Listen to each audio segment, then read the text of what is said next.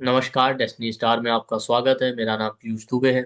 आज हम लोग डिस्कस करने वाले हैं कि आप अपने बर्थ चार्ट से ये कैसे देख सकते हैं कि कौन सी चीज़ें जो पास्ट लाइफ से चली आ रही हैं इस लाइफ में भी आपके लिए ट्रबल क्रिएट कर रही हैं, या पास्ट लाइफ के कौन से कर्स हैं, या पास्ट लाइफ में कौन सी ऐसी चीज़ें कौन से ऐसे कर्म हैं पास्ट लाइफ के जो आपको इस लाइफ में भी प्रॉब्लम क्रिएट कर रहे हैं, और उसको कैसे वेरीफाई करें, उसके क्या साइंस और सिम्टम होते हैं।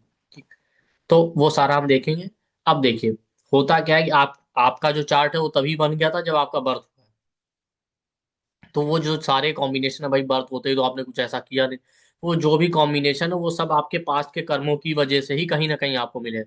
उसमें बहुत सारे अच्छे हैं, बहुत सारे आप प्रॉब्लमेटिक कॉम्बिनेशन भी होते हैं। ठीक है, वो डिपेंड करता है कि कितना प्रॉब्लम देंगे, कितना आपके लिए पॉजिटिव इफेक्ट लेकर आएंगे।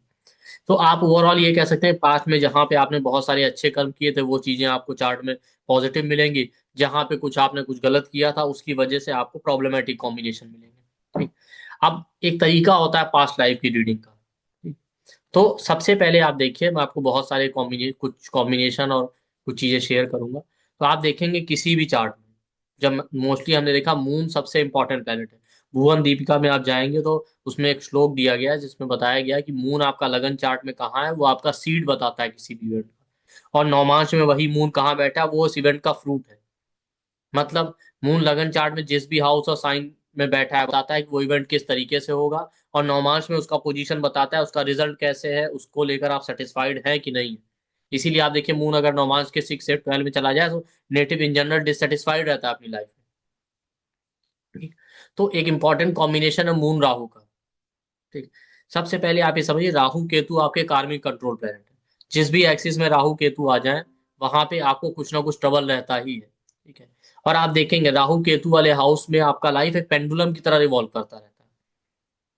जैसे मान लेते हैं आपका 10th हाउस में राहु है और 4th हाउस में केतु है, या 4th हाउस में राहु है और 10th हाउस में केतु है। तो 4-10 एक्सिस किसका है? 4th हाउस आपके घर का है, 10th हाउस आपके करियर का है। घर है, करियर है, फैमिली, कंफर्ट और अपने वर्क प्लेस के बीच में ही आपका लाइफ रिवॉल्व करता रहेगा। जब आप करियर पे फोकस करेंगे तो आपको लगेगा आराम नहीं मिल पा रहा, फैमिली पे ध्यान नहीं दे पा रहे हैं। जब फैमिली की तरफ फोकस करेंगे तो आपको ध्यान आएगा करियर छूटा जा रहा है। 2-8 एक्सिस में आ जाए, सेकंड हाउस वेल्थ का है, सेकंड हाउस फैमिली का, 8th हाउस ट्रांसफॉर्मेशन साधना का है। जब नेटिव सेकंड 2-8 एक्सिस में अगर राहु केतु आ गए, जब नेटिव सेकंड हाउस पे कोशिश कर रहा है फैमिली लाइफ पे ध्यान दे, वेल्थ पे सेविंग पे ध्यान दे, तो उसको लगेगा स्पिरिचुअलिटी साधना इन चीजों पे फोकस नहीं हो पा रहा है। जब नेटिव 8th हाउस पे फोकस करेगा, आइसोलेशन है, साधना है, स्पिरिचुअलिटी, मेडिटेशन, तो उसको लगेगा पैसा फैमिली ये छूट रहा है, बैलेंस नहीं हो पा रहा। तो राहु केतु एक्सिस हमेशा इम्बैलेंस ही रहता है। इसीलिए आप देखिए 1-7 एक्सिस में राहु केतु मोस्टली ट्रबल ही क्रिएट करते हैं। क्यों? फर्स्ट हाउस आपको रिप्रेजेंट करता है, 7th house public life relationship का। जब नेटिव खुद पे फोकस कर रहा होता तो रिलेशनशिप और पब्लिक लाइफ पे ध्यान नहीं दे पाता। जब रिलेशनशिप और पब्लिक लाइफ पे फोकस कर रहे हो तो लगता है हमारी अपनी लाइफ जो है खराब हो रही है, हम उस पर ध्यान नहीं दे पा रहे। तो किसी भी हाउस में आप देखिए राहु केतु एक्सिस किसी भी चार्ट में जिस हाउस में आ रहा है वहां आप उसको सबसे पहले चेक कीजिए। वहां पे कुछ ना कुछ प्रॉब्लम मिलेगा। राहु डिजायर है, राहु कॉज है आपके रिवर्थ का। केतु वो चीजें जो पास्ट लाइफ से आप मास्टर करके आए। केतु वाला हाउस बताता है कि वह जिस हाउस में केतु बैठा है वो चीजें पास्ट में ऑलरेडी मास्टर करके आए हैं। राहु वाला हाउस वहां पे आप इग्नोरेंट होते हैं, वो चीजें आपको एक्सप्लोर करनी है।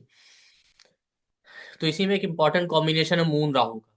ठीक है, मून राहु का कॉम्बिनेशन क्या होता है? मून आपके इमोशंस और मन को रिप्रेजेंट करता है, मून फीमेल्स है, मून आपकी मदर को रिप्रेजेंट करता है। राहु क्या है? राहु का क्वालिटी है, राहु आपको ओवर इमोशनल बनाता है। ठीक है, राहु वाले लोग बहुत इनोसेंट होते हैं, ब्लाइंड ट्रस्ट करना। ठीक है, बहुत इनोसेंट होंगे, बहुत नेव, बहुत ब्लाइंड ट्रस्ट करना। ठीक है, लेकिन राहु आपकी हाई एक्सपेक्टेशन और डिजायर को भी रिप्रेजेंट करता है। राहु चीटिंग का भी कारक है, आपको इल्यूजन भी देता है। ये राहु है। राहु इल्यूजन का भी कारक है, आप इल्यूजन में रहेंगे जिसकी वजह से चीटिंग हो जाएगा।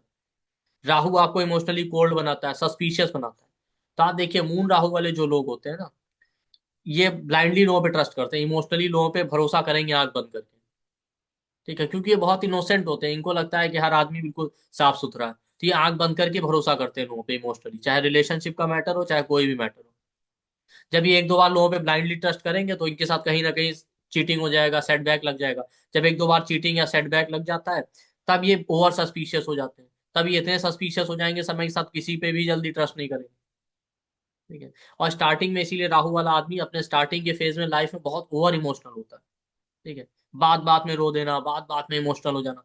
समय जैसे जैसे बीतता है, जब दो चार बार सेटबैक लग जाता है इमोशनल लेवल पे, तो ये आदमी क्या करेगा, ये लोग इमोशनली कोल्ड हो जाएंगे। ठीक है। तो जब भी ये आदमी किसी के साथ रिलेशनशिप में होगा या किसी के साथ अटैच होंगे, तो सामने वाले को इस तरीके का फील तो आता है फिर कि नहीं नहीं, आदमी बहुत इमोशनल है, बहुत इमोशनली अटैच है। बट एक्चुअली समय के साथ ये इतने इमोशनल रह नहीं गए, इमोशनली कोल्ड हो जाते हैं। और मून राहु वालों का ये भी एक खास बात है कि कहीं ना कहीं इल्यूजन होता है रिलेशनशिप में, या इमोशनल लेवल पे एक इल्यूजन होता है और हाई एक्सपेक्टेशन होती है। इसीलिए आप देखिए, इन लोगों को जो है हमेशा एक तरीके का पैम्परिंग चाहिए। कितना भी इनको इमोशनल सपोर्ट मिल जाए, सब कुछ मिल जाए, ये डिससेटिस्फाइड ही रहते हैं मून राहु वाले। क्यों? क्योंकि राहु ओवर एक्सपेक्टेशन देता है। अब इनकी एक्सपेक्टेशन बियॉन्ड द लिमिट है। ये मून राहु का कॉम्बिनेशन। राहु क्या करता है, बाउंड्री क्रॉस करना चाहता है, एक्सपेंशन का कारक है। मून आपका थॉट है, तो मून राहु वालों का जो थॉट प्रोसेस होता है वो बियॉन्ड द बाउंड्री होता है। ठीक है। मतलब उनका थॉट प्रोसेस एक्सट्रीम लेवल पर होता है, पता नहीं क्या क्या दिमाग में चलता रहता है, कितना सोच सकते हैं उसकी कोई कैपेसिटी नहीं है। जितना नॉर्मल आदमी दूसरा नहीं सोच सकता, उससे भी कहीं ज्यादा सोच लेते हैं। इसी वजह से कहीं ना कहीं अननोन फियर, स्ट्रेस, एंजाइटी में रहते हैं। बट मून राहु वालों का इंट्यूटिव स्किल बहुत हाई होता है। ठीक है। आप देखेंगे सबकॉन्शियस माइंड में नेटिव जो सोचता है वो मैनिफेस्ट जरूर होता है। अगर ये कुछ सोच रहे हैं हमको ये अचीव करना है, वो चीजें मैनिफेस्ट जरूर होंगी। पर प्रॉब्लम ये होता है कि राहु की वजह से ज्यादातर लोगों को हमने देखा, इनका इंट्यूटिव स्किल तो हाई होता है, बट अपने थॉट प्रोसेस पे कंट्रोल ना होने की वजह से मून राहु वाले परेशान रहते हैं इमोशनल लेवल। और ज्यादातर ये लोग ना निगेटिव चीजें ही ज्यादा सोचते हैं, इसी वजह से लाइफ में निगेटिव इवेंट ज्यादा होते हैं। क्योंकि वो मैनिफेस्टेशन वाली बात है। या अच्छा हो भी रहा होता है ना, तो भी इनके दिमाग में निगेटिव थॉट चल रहे होते हैं। बट यही आदमी अगर कोशिश करे, मेडिटेशन है, प्राणायाम, ये सब करे और थॉट प्रोसेस को कंट्रोल रखे और पॉजिटिव चीजें सोचे, तो आप देखिए पॉजिटिव चीजें भी मैनिफेस्ट होंगी। तो मून राहु वालों का इंट्यूटिव स्किल बहुत हाई होता है। ये मून राहु की खास बात है। अक्सर हमने देखा है लोग ड्रीम्स में जो है स्नेक देखना, इस तरीके की चीजें देखना, सांप आ रहे हैं ड्रीम्स में इस तरीके का, या अक्सर इनके घर में या जहां रहते हैं वहां आसपास स्नेक होते हैं, घर में अक्सर सांप निकल आया, इस तरीके की चीजें होती हैं। अब मून राहु का पास्ट लाइफ से क्या लिंक है, कि पास्ट में आप देखिए आपने किसी को इमोशनली चीट किया। ठीक है। इस वजह से इस लाइफ में वही सेम चीजें आपके साथ हो रही हैं। ठीक है। होता क्या है कि पास्ट के इवेंट को आपको चेक करना है, तो पास्ट में जो आपने किया वैसा ही सेम पैटर्न इस लाइफ में भी आएगा आपको टेस्ट करने के लिए। तो आपने किसी को इमोशनली चीट किया, तो इस लाइफ में आपके साथ चीटिंग हो रही है। तो वो जो आपके कर्म है वो कर रहे हैं। अब ये भी हो सकता है फिर, अब होगा क्या ऐसे में, जब लोग एक दो बार आपको चीट कर लेंगे, तो आपके सामने भी ऐसी सिचुएशन आएगी कि आप भी शायद लोगों को चीट करना शुरू कर दें। तो यही आपका टेस्ट है। अगर आपने भी वही चीज करना शुरू कर दिया, तो आप उसी लूप में फंसते जाएंगे। या ऐसा हो सकता है कि फिर आप उसको इग्नोर करके आपने क्या गलतियां की उसको सुधारते हैं और जीवन में आगे बढ़ जाइए। मून राहु का ये भी होता है कि पास्ट लाइफ में आपने किसी फीमेल से या लेडी को चीट किया था, इस लाइफ में ये चांसेस है किसी फीमेल या लेडी की वजह से ही आपको प्रॉब्लम आएगा, उनसे ही आपको चीटिंग होगा। और मून आपका मदर का कारक, कई बार क्या होता है, देखिए पेरेंट्स का हमारी लाइफ में बड़ा इंपॉर्टेंट रोल होता है। ठीक है। मून राहु का क्या होता है कि मदर की हाई एक्सपेक्टेशन और डिजायर की वजह से, ठीक है, जो होने वाला चाइल्ड होता है उसके उसकी लाइफ में भी प्रॉब्लम आता है। मदर की एक्सपेक्टेशन बहुत हाई थी, मदर के इमोशनल लेवल पे एक्सपेक्टेशन बहुत हाई थे, तो बच्चा हुआ वो भी परेशान है। उसका भी थॉट प्रोसेस वैसा ही मिलेगा, हाई एक्सपेक्टेशन, इल्यूजन, इस तरीके से। तो जो बच्चा होगा उसके अंदर भी इमोशनल लेवल पे अप्स एंड डाउन बहुत देखने को मिलेंगे। ठीक। और मून राहु का एक हमने प्रॉब्लम ये भी देखा कि ऐसे लोगों के फैमिली में ना मिसकैरेज और अबॉर्शन का एक हिस्ट्री होता है। अबॉर्ट करा दिया या ऑटोमेटिकली मिसकैरेज हो गया, चलिए मेडिकल रीजन की वजह से अलग, पर फिर भी एक हिस्ट्री होता है। आपकी मदर ने कराया या आपने कराया, या स्पेशली फीमेल्स की बात हो रही है, या क्या बोलते हैं, आपके फैमिली में लोगों को चेक कीजिए, ये ज्यादातर हमने देखा है। इसी वजह से आप देखिए अक्सर ये लोग मेंटल एंजाइटी, डिप्रेशन, और उसका रीजन ये होता है कि आने वाले जनरेशन में भी जो आपका बच्चा होगा उसके साथ भी स्ट्रेस, एंजाइटी, सुसाइडल टेंडेंसी, ये सब रहता है। स्पेशली अगर फीमेल चाइल्ड का बर्थ हुआ तो उसको ओवरी, मून ओवरी का कारक है, रिप्रोडक्टिव पार्ट में प्रॉब्लम होना, ये सारी चीजें रहती हैं। ऐसे लोग खुद भी ये फील करते हैं कि आसपास उनके कोई निगेटिव स्पिरिट है, इस तरीके का इल्यूजन रहता है और एक डर रहता है उनकी जो आने वाली संतान होगी उसके साथ भी ये चीजें होती हैं। ठीक है। सीएसएफ सेरेब्रो स्पाइनल फ्लूइड होता है, तो सीएसएफ में इम्बैलेंस या बॉडी में फ्लूइड इम्बैलेंस, ठीक है, कुछ ना कुछ आवाजें सुनाई देना जिसको हम कहते हैं टिनिटस का प्रॉब्लम, साइनस का प्रॉब्लम, ये सारी चीजें आपको देखने को मिलेंगी। तो ये कुछ चीजें जो आप पास्ट में अपने कर्मों की वजह से कंटिन्यू कर करते हुए आ रहे हैं और इस लाइफ में भी आपने उसको सुधारा नहीं। तो मून राहु वालों को चाहिए कि अपने थॉट प्रोसेस को चैनलाइज करें। अक्सर हमने देखा अमावस्या चतुर्दशी के समय ज्यादा इंबैलेंस होता है इनके थॉट्स को लेकर। ठीक। तो अपने थॉट प्रोसेस को चैनलाइज करें, प्राणायाम करें, मेडिटेशन करें। ठीक है। मून राहु का कॉम्बिनेशन है तो आप शिव जी की पूजा कर सकते हैं, रुद्राष्टकम का चैंटिंग कीजिए। ये सारी चीजें आपको हेल्प करेंगी। और बहुत सारे रेमेडीज हैं जो आप कर सकते हैं। तो ये हो गया एक कॉम्बिनेशन। इसी तरीके से जो ट्वेल्थ हाउस होता है वो आपका इमीडिएट पास्ट होता है। भाई ट्वेल्थ हाउस आपका इमीडिएट पास्ट हो गया और फर्स्ट हाउस फिर आपका बर्थ हो गया इस लाइफ में जो आपको लगन मिला हुआ है। तो हमें याद है कि वृंदावन में एक बार एक बहुत ही बुजुर्ग एस्ट्रोलॉजर हम लोगों को मिले थे। उनसे बात हुई थी तो उन्होंने बस इतनी सी बात कही और चले गए, ज्यादा कुछ डिस्कशन नहीं हुआ। मतलब वो तुरंत ही निकल गए तो हम लोग ज्यादा कुछ डिस्कस नहीं कर पाए। उन्होंने कहा कि आप अपने बर्थ चार्ट से अपने 3 जन्म तक तो देख ही सकते हैं, एक करंट इमीडिएट बर्थ, एक प्रेजेंट बर्थ और एक नेक्स्ट जो आने वाला बर्थ है। ठीक है। अब नॉर्मल एस्ट्रोलॉजर तो नहीं, ज्योतिषी तो नहीं, लेकिन जो साधना वाधना करते हैं वो शायद देख सकते होंगे। ठीक है। इसके पहले याद है हमें कि एक और हमारे नोन में उन्होंने बताया था, बहुत टाइम पहले एक ज्योतिषी को मिले थे और बहुत चार्ट वार्ट देखा करते थे, काफी साधना भी करते थे। तो उन्होंने कहा कि हमने उनसे कहा कि हमारा भी देख दीजिए, तो उन्होंने मना कर दिया। तो हम उन्होंने कहा नहीं, हम पेमेंट करेंगे जो भी है, जबकि वो सबका देखा करते थे।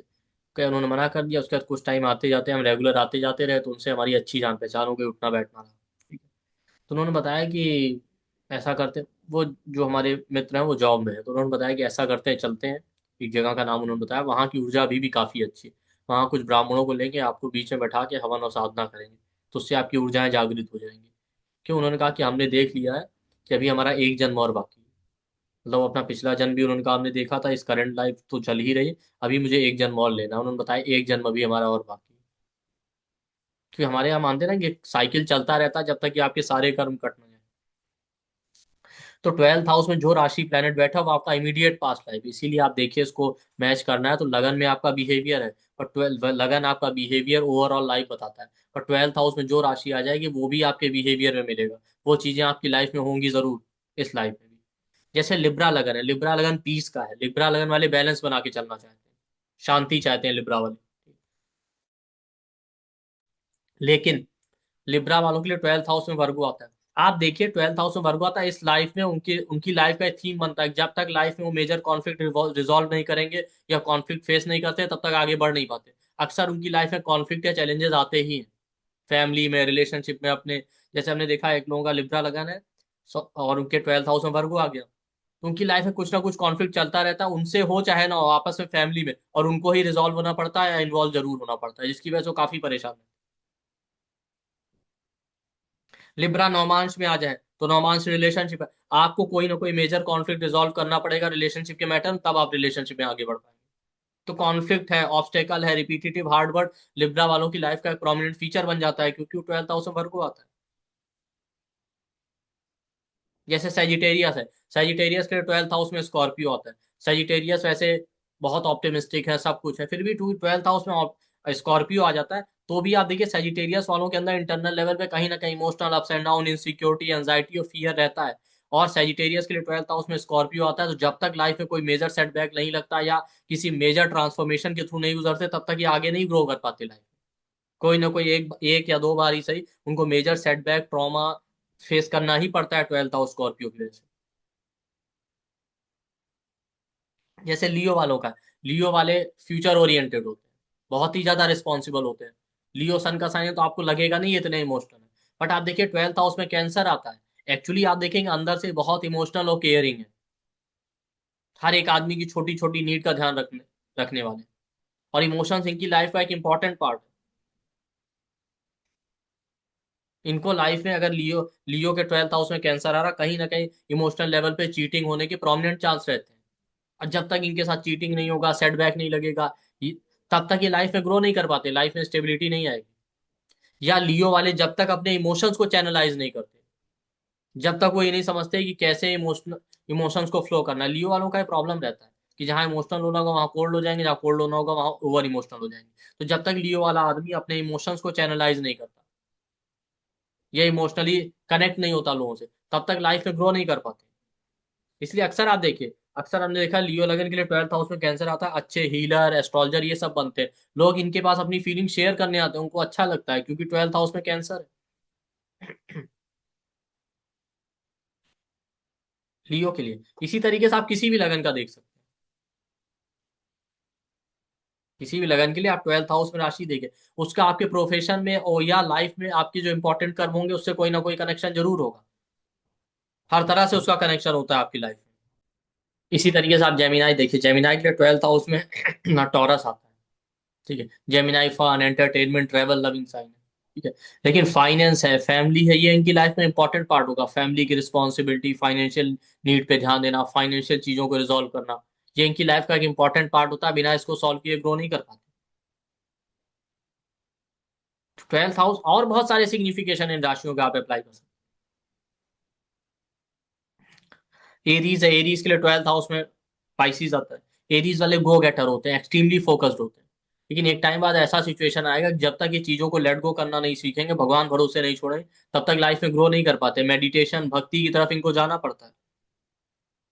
बर्थ प्लेस से दूर जाना, साधना है, आश्रम है, ये सारी चीजें। तो आप किसी भी लगन के लिए देखिए, 12th हाउस में जो भी साइन या प्लेनेट आ रहा है वो आपकी लाइफ का इंपॉर्टेंट पार्ट है। वो चीजें आपको डील करनी पड़ेंगी, उससे रिलेटेड चीजें आपको चैनलाइज करनी पड़ेंगी। वो सिग्निफिकेशन आपको लाइफ में बहुत प्रोमिनेंट तरीके से मिलेंगे।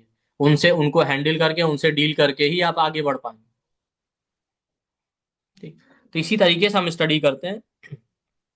तो आप इसको ध्यान से सुनिए और इस कॉन्सेप्ट को अपने चार्ट में अप्लाई कीजिए। और आप लोगों के लिए एक इंपॉर्टेंट अनाउंसमेंट भी है। वो इंपॉर्टेंट अनाउंसमेंट है कि हम लोग का पास्ट लाइफ पे एक वेबिनार आ रहा है एक दिन का, जो कि 30 सितंबर को होगा, 1 PM से 4:30 PM तक। तो हम लोग इसमें कवर करेंगे पास्ट लाइफ के कौन से कर्म है, क्या कर्सेज हैं जो आपको प्रॉब्लम दे रहे हैं, उसके लिए अलग अलग क्या रेमेडी करें।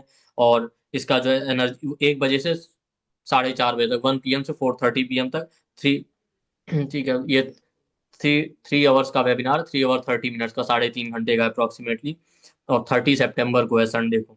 तो इसमें हम लोग सभी चीजें कर्म करेंगे, कौन से हमारे कर्म है पास्ट लाइफ के, कौन से हाउस और प्लेनेट देखे, कौन से पास्ट लाइफ के कर्स हैं जो रिलेशनशिप में प्रॉब्लम, चाइल्ड बर्थ में प्रॉब्लम, बच्चों से रिलेशनशिप प्रॉब्लम, बच्चों को हेल्थ ट्रबल या हमें हेल्थ ट्रबल दे रहे हैं, कर्स ऑफ फीमेल्स है, ब्राह्मण्स है, सर्वेंट है, इन सब का जो है आने वाली जनरेशन का क्या को प्रॉब्लम होने वाला है कैसे। और आपका जो है पितृदोष का प्रॉब्लम, आई साइड का प्रॉब्लम, मिस कैरेज है, अबॉर्शन का problem, suicidal tendency, financial problem, 12th house का क्या रोल है, 9th हाउस का क्या रोल है, राहु केतु सैटर्न मार्स का क्या रोल है, रेट्रोग्रेड प्लैनेट का क्या कर्स होता है, ये सारी तो हम देखेंगे। उसके लिए अलग अलग क्या रेमेडी करें, किसी डीटी का कर्स है वो हम देखेंगे, सडन डेथ हुआ है फैमिली में उसका क्या रोल है, ये सारी चीजें हम लोग देखने वाले हैं। और इसका जो एनर्जी एक्सचेंज है वो 2345 है, 2345। जो डिस्काउंटेड प्राइस हो 799 है, 799 है। बट ये डिस्काउंटेड प्राइस वीडियो के अपलोड होने के बाद एक दिन के लिए रहेगा, 24 आवर्स के लिए। तो आप ज्यादा से ज्यादा लोग इसको इन्वॉल्व एनरोल करके इस डिस्काउंट ऑफर का बेनिफिट उठा सकते हैं। तो अभी जो डिस्काउंटेड प्राइस हो 65% का डिस्काउंट है, आप 799 पे करके एनरोल कर सकते हैं। आप हमारे वीडियो के डिस्क्रिप्शन बॉक्स में जाएंगे तो आपको कोर्स का डिटेल मिल जाएगा, हमारा नंबर मिल जाएगा, 9990369555। वीडियो के डिस्क्रिप्शन बॉक्स और कमेंट सेक्शन में आप उस पर कॉल या व्हाट्सएप करके फर्दर इंक्वायरी करके पेमेंट डिटेल लेकर आप एनरोल कर सकते हैं। और ये एक ऐसा वेबिनार है, आप सभी लोग इसमें बेनिफिट उठाए, इसीलिए बहुत कम प्राइस पे रखा गया कि आप अपने कार्मिक पैटर्न को डिकोड कर सकते हैं। और बहुत सारी प्रॉब्लम जिनका आपको सॉल्यूशन नहीं मिल पा रहा, तो आपको समझ में आएगा क्यों ये प्रॉब्लम आ रहा है और आप उसको सॉल्व कर पाएंगे। तो आई होप आपको वीडियो पसंद आएगा। थैंक यू, नमस्ते। वीडियो को लाइक कीजिए, शेयर कीजिए, चैनल को सब्सक्राइब कीजिए।